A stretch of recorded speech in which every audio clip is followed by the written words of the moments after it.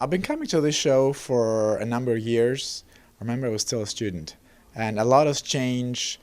A lot has changed since then. Now we're talking more about passenger engagement when the airline or the caterer or the onboard hospitality provider does not only elect to project one, two, three, five elements to the passenger, but also expect a response back.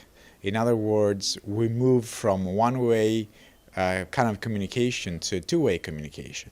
So the receiver, which is in this case is the passenger, is also reflecting back to what he or she gets, whether it is a menu, whether it is onboard service, brand experience on board in terms of the physical experience of the seat, the carpet, and all that. So a lot is changing and a lot is becoming personalized and a lot more attention to detail.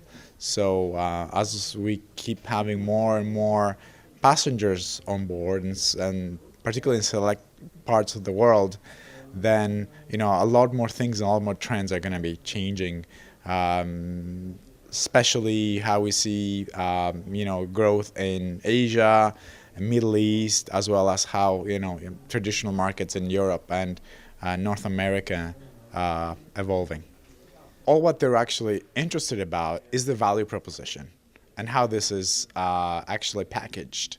For example, you may have a passenger that elects to fly with a low-cost airline, yet he or she decides to spend $20, $30 on a champagne bottle and get some specific snacks that he or she prefers. And also we have the passenger that elects to fly, premium and basically have the whole package of what a business or first class entails. So it's basically a little bit of both, depending on the culture and the identity of the passenger and also the generation they're coming from. I know there's a lot of discussion about millennials and a lot of discussion about, all the generations following those, which are very in tune with what's happening, as well as they have much more increased expectations from airlines and onboard hospitality providers from what they could actually see on board. And if it's not there, they're probably going to bring it with them or buy it or try to customize the experience themselves. I have experience working with regulators such as International Transport Association, IATA, as well as associations that work on the passenger side, such as APEX, the Airline Passenger Experience Association, and IFSA, the International Flight Service Association. So I see myself as the middleman between associations and regulators and passengers and airlines. Basically, I'm between that triangle. So I've had experience working in a number of airlines, regulators, also opportunity to talk and work with Boeing, Airbus as manufacturers and regarding the onboard experience, and airlines regarding what the passenger actually sees and feels.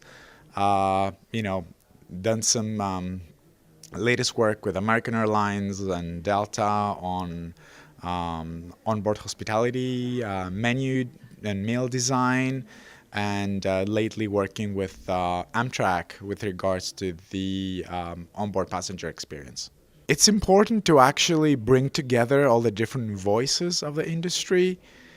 We have a lot to learn from one another. B, we're all talking about a seamless experience, and if we really want a true seamless experience, all the way from getting to the airport or the train station to getting on board to enjoying the journey and then getting off a station or an airport terminal and gathering our bags and all that. There's so many different players that need to make it right. So yeah, the important thing of having different voices of the industry here, all the way from onboard hospitality and food and beverage and our aircraft interiors and the hard product, all the way to passenger experience, is to make that experience for the passenger actually better, and actually a truly seamless experience. Um, this sometimes has been difficult because there's so many different languages used in the industry. You have the engineer, you have the marketeer, you have the designer, you have the cost engineer that is trying to save weight. So sometimes we get lost in translation and trying to figure out, how we can actually make sense of all this. But this is totally doable if we meet and talk and we come to places and conferences and expos like this one. So that's one of the primary reasons why it's important to be here. Keeps getting better and better, and I can't wait for the 2020 show.